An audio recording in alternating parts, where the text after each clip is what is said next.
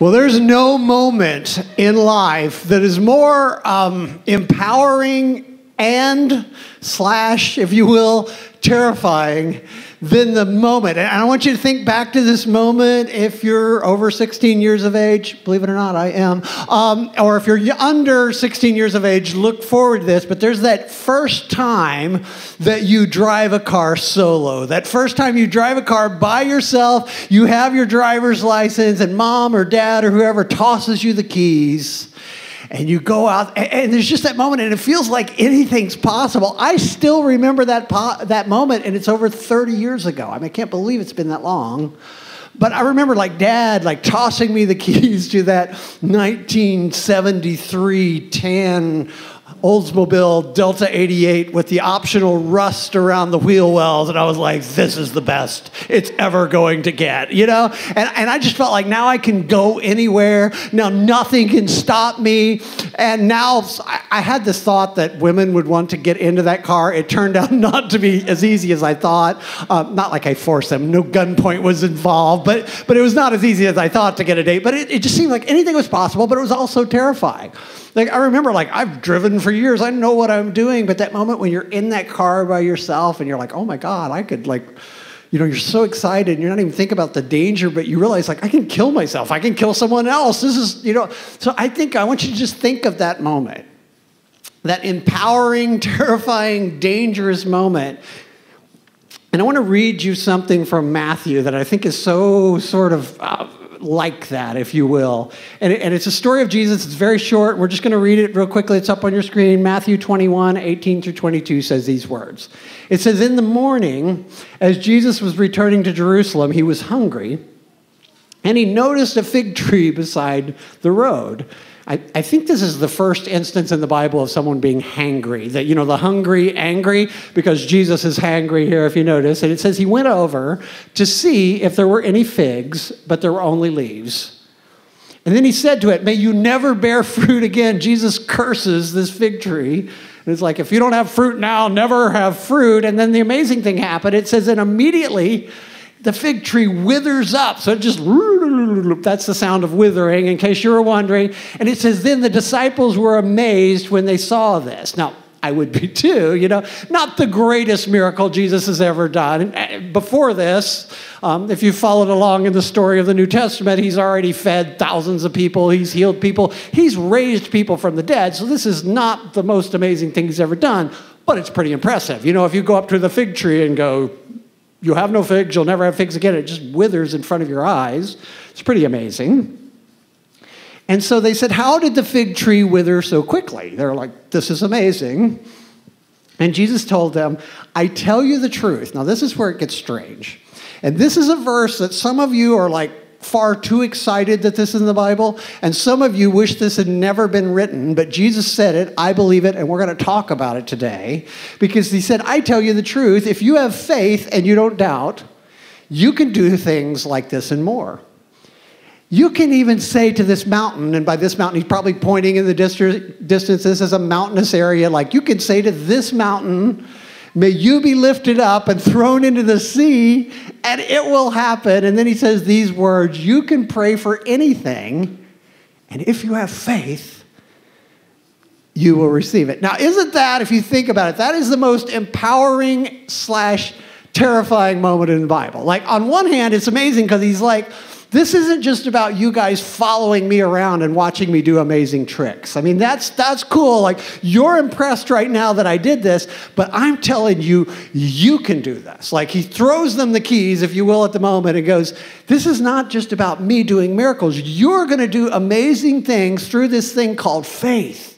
You could pray and things are going to happen. I'm going to be involved in the world, not just while I'm here, but you're going to be able to do these. And so that's empowering. I mean, imagine all of a sudden they're we are, we were fishermen 6 months ago. We're not special people. And so this is so empowering for them. It's empowering for us. Oh my goodness, we can do the things that Jesus did, not just learn about them, not just talk about them, not just study them, but he said we can do those things.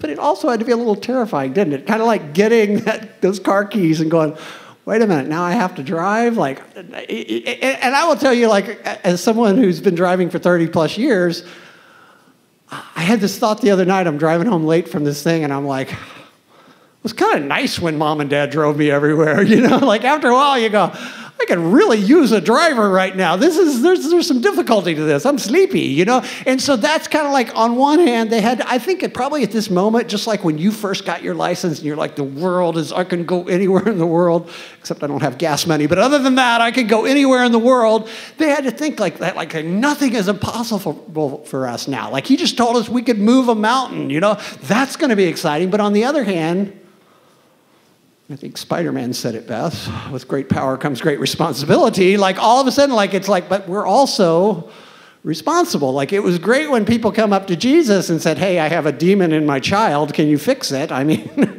but all of a sudden now we're responsible also because he told us we could do these things. Or, you know, when someone comes up and goes, hey, my daughter is dying. She's sick. Can you help her? All of a sudden it's not just Jesus, it's them. So I think, I don't know what moment that was. I know what moment it was for me when I realized driving could be terrifying. Like that first time, like almost like that video we just watched where you're like drifting across the line. I wasn't checking my cell phone. There was no such thing. But like looking at the radio, they had those cool digital buttons and you almost hit a tractor trailer head on and you go, this could be dangerous. I don't know when that moment was for the disciples, but I'm sure at some moment they're like, oh my goodness, we're responsible to do these things. Like we have these power to do these things. Now, here's something that you might think, and I understand if you feel like this. Like, some of you, this verse really bothers you. The verse I read, like, you can have anything if you just pray. You're like, I'm not sure I believe that.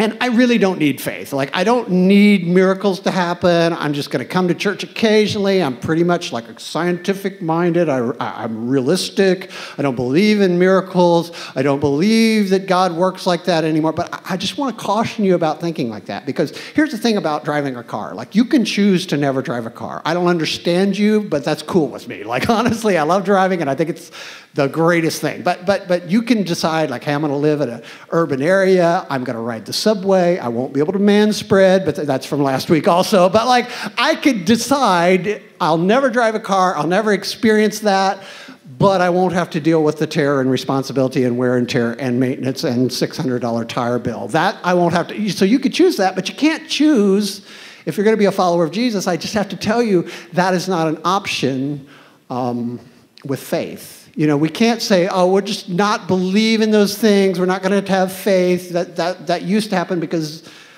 the Apostle Paul, or whoever wrote Hebrews, I think it was the Apostle Paul, said these words, and this theme is throughout Scripture where it says it's impossible to please God without faith. Anyone who wants to come to him must believe that God exists and that he rewards those who sincerely seek him. So he was kind of echoing this thing, like saying this is that's why we're making it one of our essentials. Faith is essential not just to Action Church, but to anyone who says, hey, I'm a follower of Jesus. He said, you can't possibly please God.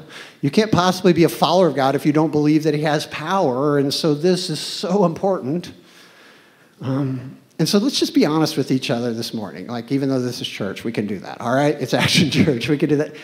This is both empowering, and not only is it sort of terrifying sometimes, it's kind of dangerous, isn't it? Like, you and I probably know people who have lost their faith, right? Like, they would say at least, like, I used to believe, and then something happened, and now I'm not sure any of that works anymore, right? Do you have friends like that? I do.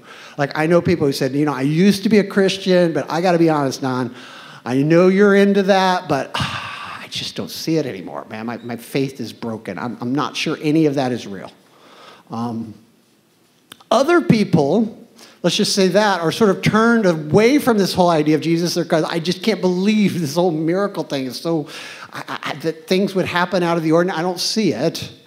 And then let's just be honest on the other side of this. Let's just bring it out and say this because it's true. There's other people that take this whole idea of you can get whatever you want through prayer, and there's people who have built like TV ministries, and all sorts of weirdness comes out of that verse also as far as religious people, right? Like, you know, people that are like, hey, and this drives me crazy because I'm kind of like, we have Action Church. I'm sort of a take action guy. You know, people say like, I've got this problem and I'm just praying about it. And I'm like, and are you doing anything? And they're like, no, I'm just praying. I'm like, well, that's not the way it works. And then you know other people that say, hey, like, if you send me $19.99 a month, I'll tell you how to have more faith so you can get anything you want. And so there's just all sorts of problems with this verse. Let's just be honest. Like, this idea that Jesus said, and this wasn't just some isolated incident, but Jesus taught this idea that faith was powerful, and faith affects things today and back then. And so here's what I want to talk to you about really quickly this morning. And it's essential as we go forward as a church. It's essential every day. This is not something that we can kind of go, it doesn't matter anymore. This idea of faith, that God is still at work in our world, that miracles still happen, is important. It's a big part of Action Church. But let me say this.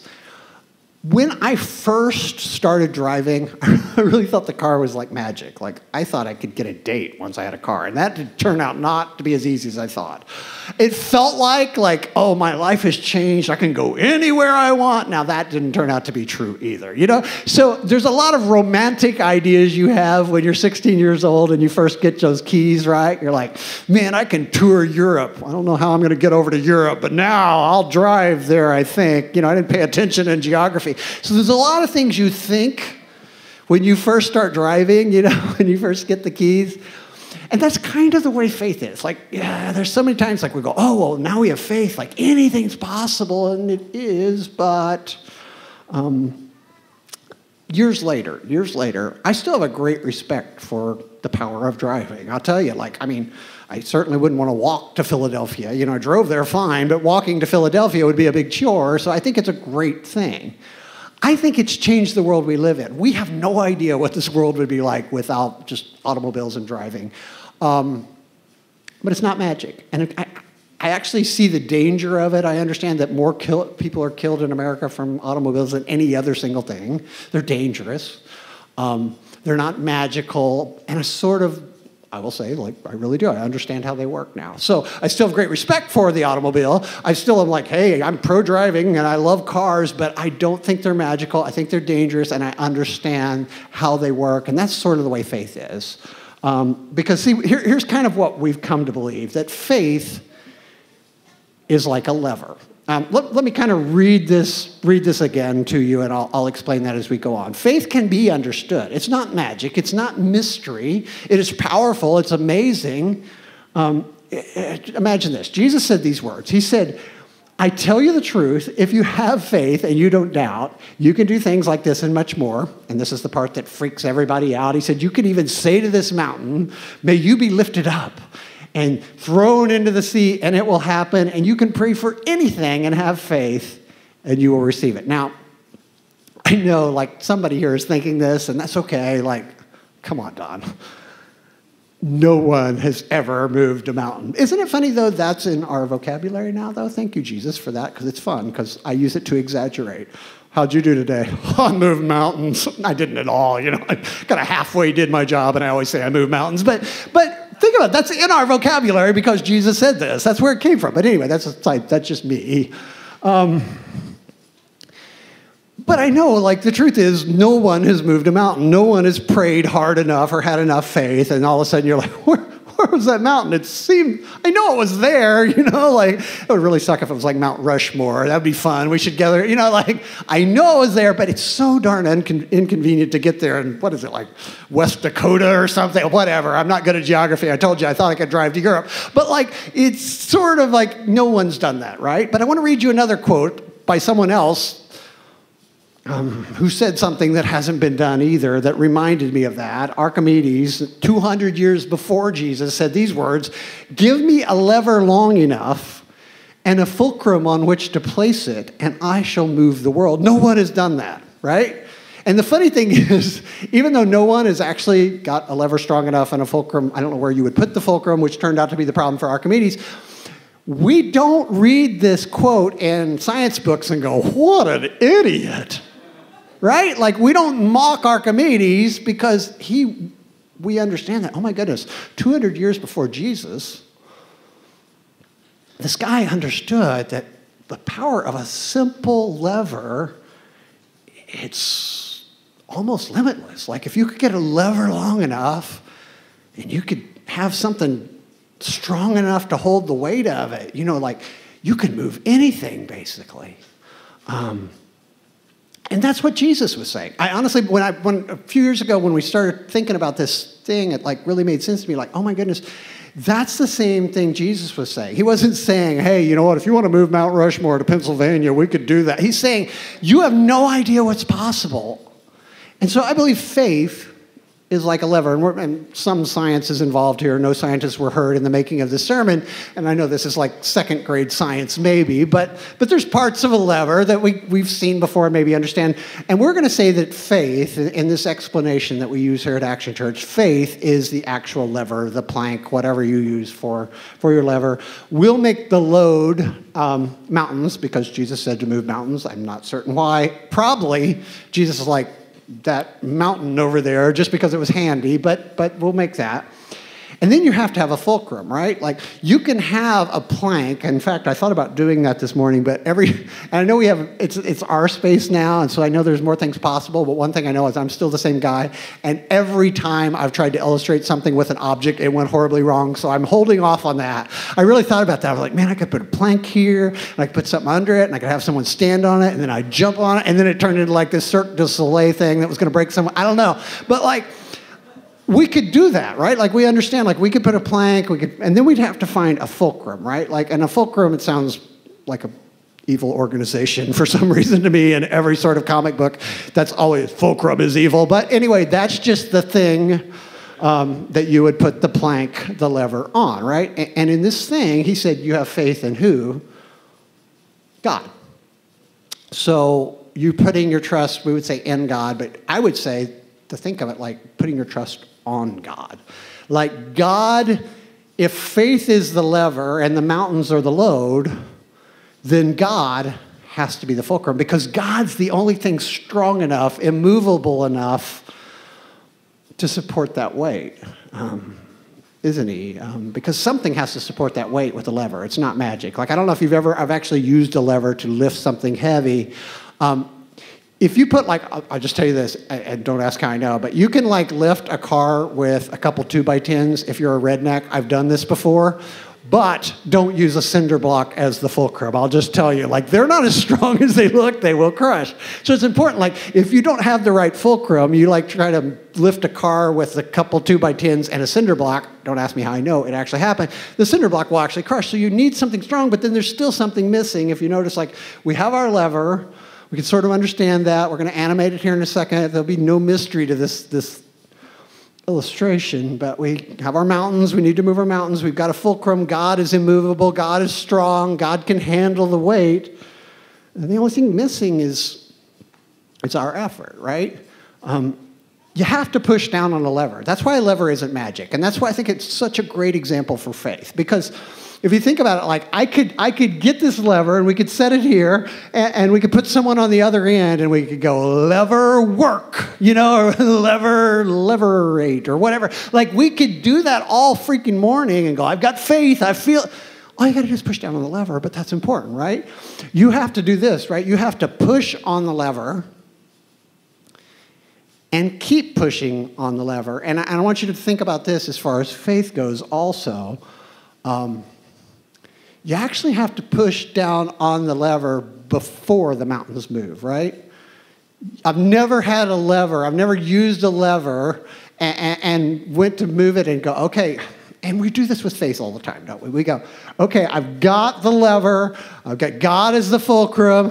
I've got faith. It might not be real strong, but I've got some faith. Now, if that load will just move, if the mountains will just move, then I'm going to really start pushing down. If I could just see those mountains move a little bit, then I'll start acting. And that's so backwards, but we do it all the time. And that's why I think a lever is because you got to push first, right? And that's why we say things like, and this sounds religious, but it's true. Say like, step out in faith. Maybe you've heard that, or you've heard people say take a leap of faith. But it's always this idea that faith involves doing something first before the reaction that we want happens. Otherwise, it wouldn't be faith, right? So that is sort of, I think, a good picture of how this whole faith thing works. So let's read it again with that in mind. Excuse me. So imagine this. Jesus is not some lunatic going, you can move a mountain, let me tell you how. He's actually kind of like Archimedes, I believe, saying, you have no idea how powerful this idea of a lever is.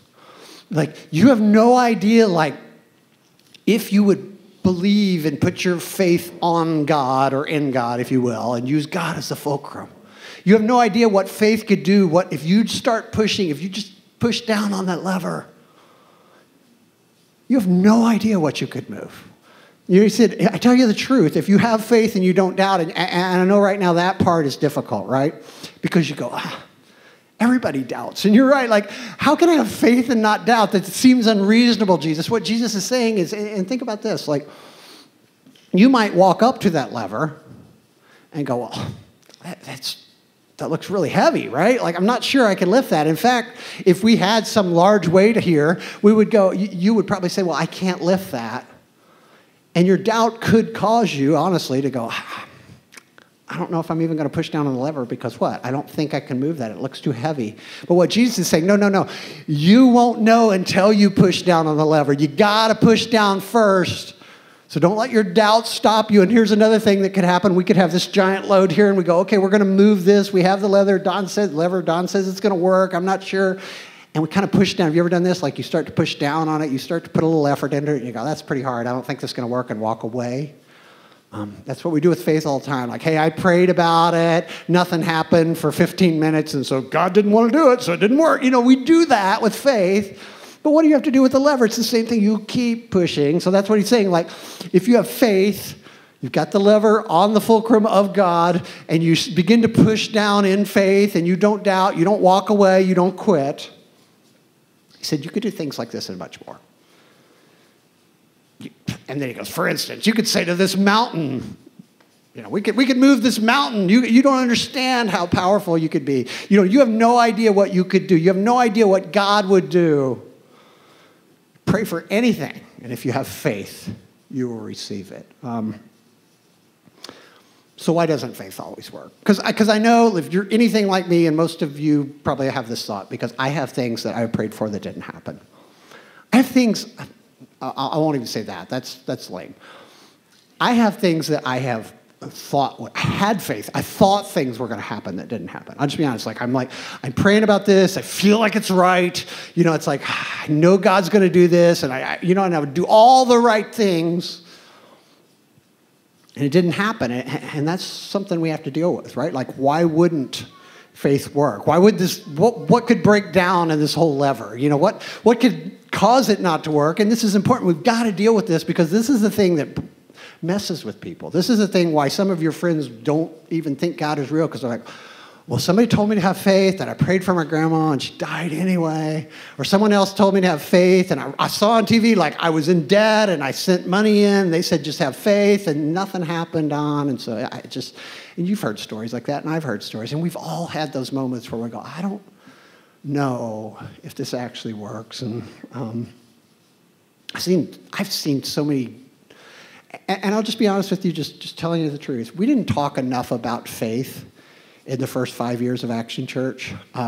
We operated in faith. Like, this whole thing is about faith. I mean, what are the odds that, like, a few people, like, could start a church in a bar, and 7 years later we're here? That doesn't even make sense. So I believe in faith. We acted in faith. We use these principles. But I think I failed as a pastor to even talk to you about it, because it's so easily, like, manipulated, and I was so, like, shy of talking about this, because I'm like, oh, they're just going to think I want something, or they're going to get confused and just pray for something not going to happen and hurt their faith. And I was wrong in that, I'll tell you, because it's so true and it's so powerful. But we just need to understand, like, why doesn't it work? Well, looking back at my life, a lot of the things that didn't work for me was because I was praying and I had faith, but it wasn't resting on God. See, here's the thing I know about fulcrums. Like if you've got anything in your yard or in your garage that is strong enough to be the fulcrum for your lever if you're going to lift something heavy, probably not easy to move, is it? Like maybe it's a tree stump, maybe it's a boulder in your yard, maybe it's like, I don't know, whatever it is, like you're not going to make a great fulcrum out of a styrofoam cooler. I haven't tried that, but I'm just guessing. Like, my scientific knowledge says it wouldn't work. But like anything that's easy to move, like wherever you need it, I'll just move this over here. But not going to make a great fulcrum, and that's the thing that's true about God. God is immovable. God is strong. And a lot of times we go, okay, God, I need you to do this, so I'm going to pray. And what we basically have is just our lever resting on the ground because God's not even there. Like I've prayed for so many things. I'm like, I had faith, I prayed, but God's like, that's not me. I didn't tell you to do that. That's not the right thing. Or maybe I put my faith on other things, and you have too. Like we trust wisdom of this world, or we trust education, or we trust money, or we trust, some other system. We trust government. We trust people. We trust all these things. And we put our faith on them, and they crumble, and we go, oh, God, you let me down. He's like, no, that wasn't me. So I'm not making excuses for God. I'm just saying we can't manipulate him. There is no sort of like magic thing. You can get God to be your fulcrum. No, you've got to take your lever where God is, and that's when you see God act. That's when it works. I think the other reason why I've failed in my faith at different times is either I didn't push down, I just like prayed and go, God, do this, and nothing happened. Or I started and then I doubted and walked away, kind of push on the lever a little bit, and it starts to move a little bit, but it's really hard. I'm not sure it's going to work, and so I walk away. Or maybe your faith just broke, like the lever wasn't strong enough. And here's the thing. If any of those things happened with a lever, you'd be disappointed, right? You'd be like, well, I failed, and I've failed in my faith. But you wouldn't discount the idea of leverage, right? You wouldn't go, levers don't exist. I no longer believe in levers. No, they're in your body. Like when you move your arm, that's a lever. Like God invented this idea, and we use it everywhere. In simple machines, you're nothing. Watch Sesame Street. Don't make me play that Elmo thing again like I did 2 years ago. But Elmo says levers are everywhere, and they are. And so let's just get real practical and talk about this. Does this idea of faith work? Well, let me just tell you, I think this was September, so 9 months ago, roughly, I said these words, just a statement of faith that I believe to be true. We can trust God to give us anything we need to do whatever he asks. Remember, I put it on, if you were part of Action Church then, I put it on a little Allen wrench, and we were doing this whole IKEA theme, this Some Assembly Required series, and we talked about how every gift comes some assembly required from God. It was a study of Joshua. We put on little Allen keys, and we go, yeah, I believe this, or at least I did, I do.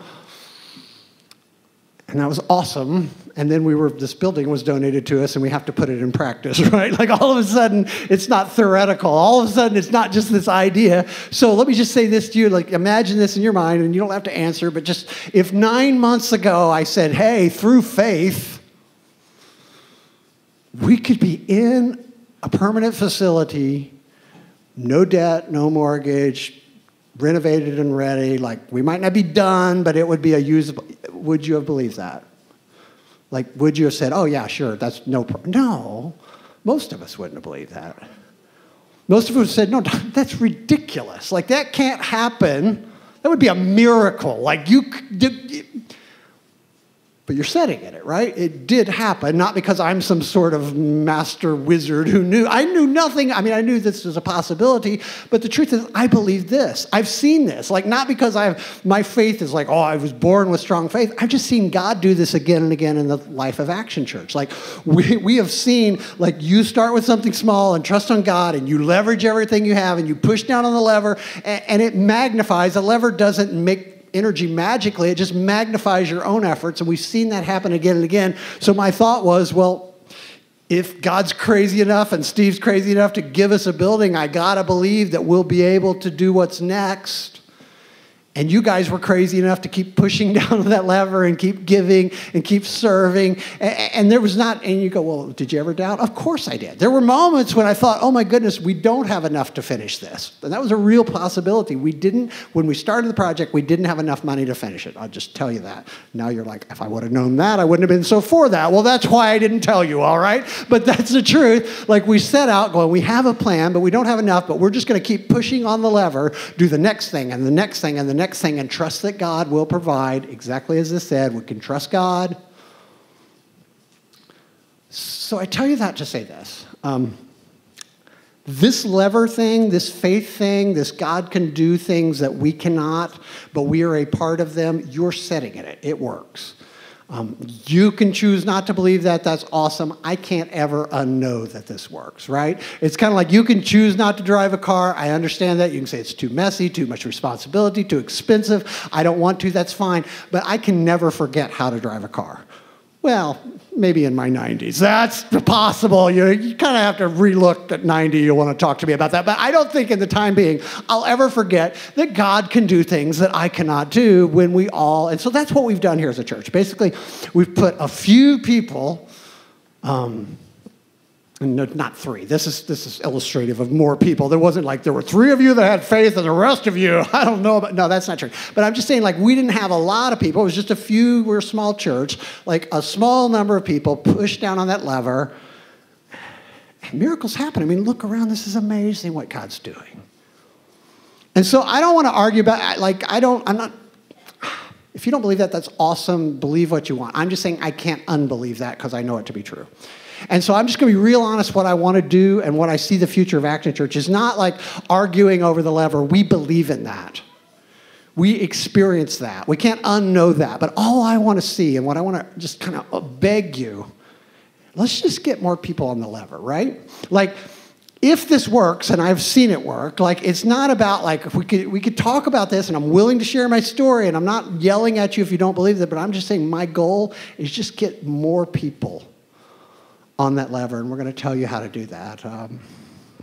So this is the essential thing. As weird as it sounds, it's crazy. I want the band to get ready to play again. Does Action Church believe in miracles? Absolutely. Do we believe that you can pray for anything, and if you have faith, you'll receive it? Yeah, it works. You know, are there some qualifiers? Yeah, I can't just like, God, I want a pony with a horn. I think you called it a unicorn. You know, is it? Yeah, no. That's not God's plan. God's not going to be the fulcrum for that nonsense. But there are amazing things. You're setting in one example of that. And so I want the band to play, and Ken is going to come back up here. And I want you guys know this if you've been here, and if you haven't, if this is your first Sunday or your first few Sundays, ask around. This is true. During this whole process, you know, the last 5 months when we were building out this place, we didn't have a building fund. We didn't have a big thermometer. We didn't yell at you for money. We didn't even yell at you and go, you have to come work. You have to be there. We just invited you, and some of you did, some of you didn't, most of you did. We just kind of were pretty chill about it, if you will. But I'm not going to do that this morning. Because the reason why I didn't yell at you and I didn't go, oh, you have to, is because I realized like you might push back and go, oh, well, of course, you just need something from me. But that part's done. Like we're in here, we're cool. But here's the thing, I'm going to like push down on you a little bit. Like there are other people outside in the community, people who are struggling with cancer right now, which I can't imagine a worse thing to be dealing with right now. Like in your family, someone either has cancer or you have cancer. We can help them. And so I'm going to really push on you this morning, and Kenny is too, to go, I want everybody on the lever for this thing we're going to do next week. Like, and I do it for two reasons. One reason is it's not for us. It's not about us. You can't go, oh, well, they just want, no, because this is not even for us. And number two, I need you to experience this. Like some of you don't even believe, you don't even know, like Jesus said, what is possible. If you would just in faith begin to act, if you begin to push down the lever. So I want you to join us doing that. And we're going to give you a concrete opportunity to do that. Let's play.